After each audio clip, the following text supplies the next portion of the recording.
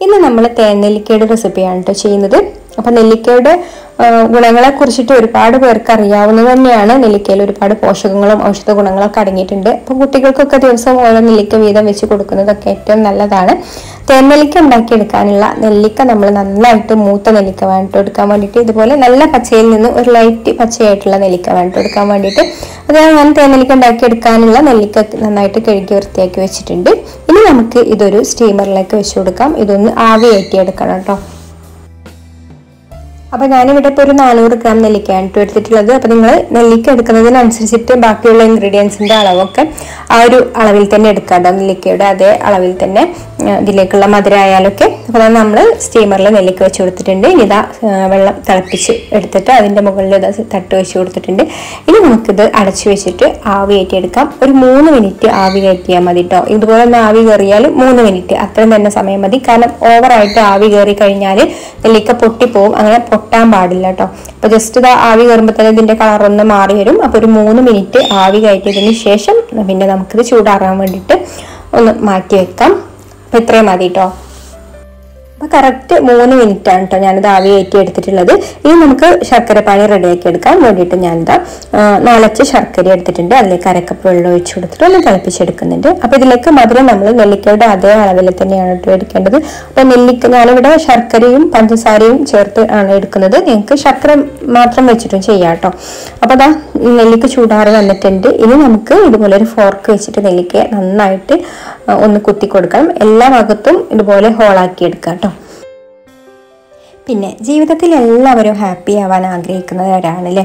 പക്ഷെ പലപ്പോഴും നമ്മളുണ്ടല്ലോ നമ്മുടെ ജീവിതത്തിൽ ഹാപ്പിനെസ് കാണൂല. മറ്റുള്ളവരുടെ ജീവിതം നോക്കിയിട്ടാവും നമ്മൾ താരതമ്യം ചെയ്യുന്നത് നമ്മുടെ ജീവിതത്തിൽ ഹാപ്പി അല്ല എന്നുള്ളത്. പലപ്പോഴും പലരും തിരിച്ചറിയാൻ പറ്റാത്ത ഒന്നാണ് ഹാപ്പിനെസ്. നമ്മുടെ ജീവിതത്തിലെ ഏറ്റവും വലിയ ഹാപ്പിനെസ് എന്താണെന്നറിയോ? നമ്മൾ രാത്രി ഉറങ്ങിയിട്ട് രാവിലെ എഴുന്നേൽക്കുന്നതുണ്ടല്ലോ, അതുതന്നെയാണ് നമ്മുടെ ജീവിതത്തിലെ ഏറ്റവും വലിയ ഹാപ്പിനെസ്. അതുണ്ടെങ്കിലേ ഉള്ളൂ, ആ ഒരു എഴുന്നേൽക്കൽ ഉണ്ടെങ്കിലേ ഉള്ളൂ നമുക്ക് ബാക്കിയുള്ള എല്ലാ ഹാപ്പിനെസ്സും ഉണ്ടാവുകയുള്ളൂ. ബാക്കിയുള്ളതൊക്കെ നമുക്ക് ഉണ്ടാക്കിയെടുക്കാവുന്നതേ ഉള്ളൂ. പക്ഷേ നമ്മൾ എത്രയോ പേര് രാത്രി ഉറങ്ങിയിട്ട് രാവിലെ എണീക്കാതെ മരണപ്പെട്ടു പോകുന്നവരുണ്ട്. അപ്പോൾ നമ്മൾ ഹാപ്പി അല്ല എന്നുള്ള ഒരു തോന്നലുണ്ടാകുമ്പോൾ ഞാൻ ഇന്ന് രാവിലെ എഴുന്നേറ്റില്ലേ അതുതന്നെയാണ് എൻ്റെ ഹാപ്പിനെസ് എന്ന് എല്ലാവരും വിചാരിക്കുക. എന്നിട്ട് എല്ലാവരും ഹാപ്പി ആയിട്ടിരിക്കുക. അപ്പോൾ അതാ നമ്മുടെ ആ ഒരു കാര്യങ്ങളൊക്കെ പറഞ്ഞു തീരുന്നതിൻ്റെ ഇടയിൽ നമ്മളെ നെല്ലിക്ക എല്ലാം കുത്തുകൊണ്ട് ഇവിടെ ഇരിക്കുന്നുണ്ട് കേട്ടോ. അപ്പോൾ നന്നായിട്ട് കുത്തിയെടുത്തിട്ടുണ്ട്. അപ്പോൾ ഇതിന് ശർക്കരപ്പാനിയും റെഡിയായി വന്നു.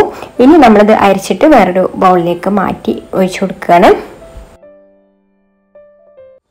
ഇനി നമ്മൾ ഇതിലേക്ക് മധുരത്തിന് വേണ്ടിയിട്ട് പഞ്ചസാര കൂടെ ചേർക്കുന്നുണ്ട് കേട്ടോ. അപ്പോൾ 1 കപ്പ് പഞ്ചസാരയാണ് ഞാനിത് എടുത്തിട്ടുള്ളത്. 1 കപ്പ് പഞ്ചസാരയിലേക്ക് 1 കപ്പ് വെള്ളവും കൂടെ ഒഴിച്ചു കൊടുത്തിട്ട് ഇതൊന്ന് തിളപ്പിച്ചെടുക്കാം. പഞ്ചസാര ഒന്ന് ഉരുക്കി വരണം കേട്ടോ. അതുവരെ ഒന്ന് തിളപ്പിച്ചെടുക്കുക. പിന്നെ ഇതിലേക്ക് 2 ഏലക്ക, 2 ചെറിയ കഷ്ണം പട്ട, 2 ഗ്രാമ്പൂ ഇത്രയും കൂടെ ചേർത്ത് കൊടുത്തിട്ടുണ്ട്. അപ്പോൾ നന്നായിട്ട് തിളച്ച് വന്ന് ഇപ്പോൾ പഞ്ചസാരയൊക്കെ മെൽറ്റായി വന്നിട്ടുണ്ട് കേട്ടോ. ഇനി നമുക്ക് ഇതിലേക്ക് നമ്മൾ റെഡിയാക്കി വെച്ചിട്ടുള്ള അരിച്ചു വെച്ചിട്ടുള്ള ശർക്കര പാനി കൂടെ ചേർത്ത് കൊടുത്തിട്ട് തിളപ്പിച്ചെടുക്കുന്നുണ്ട്.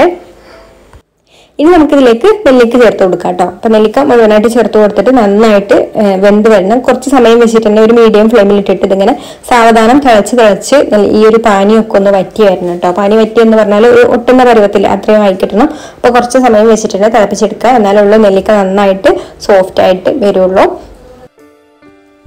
അപ്പോൾ അതായത് ഇതിൻ്റെ കളറൊക്കെ തിളച്ച് കളറൊക്കെ ഇങ്ങനെ ചേഞ്ച് ആയിട്ട് വരും കേട്ടോ. ആ ഒരു പാനിയൊക്കെ ഇതിൻ്റെ ഉള്ളിൽ ഇങ്ങനെ കയറുന്ന സമയത്ത്.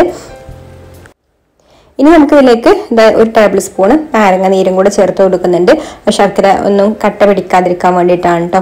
ഇനി നന്നായിട്ടൊന്ന് മിക്സ് ചെയ്ത് കൊടുക്കുക. എന്നിട്ട് നമ്മൾ ചെക്ക് ചെയ്ത് നോക്കാം കേട്ടോ പാനി തിക്കായിട്ടുണ്ടോ എന്നുള്ളത്. പാനി ഒരു ഒട്ടുന്ന പരുവത്തിലായിട്ട് കിട്ടണം കേട്ടോ. ആ ഒരു സമയമാകുമ്പോൾ നമുക്ക് ഫ്ലെയിം ഓഫ് ആക്കാം. പിന്നെ ചൂടാറി വരുമ്പോൾ ഇതൊന്നും കൂടെ നന്നായിട്ട് വരും കേട്ടോ. നന്നായിട്ട് ഇതിൻ്റെ ഉള്ളിലേക്കൊക്കെ പിടിച്ചു വരും.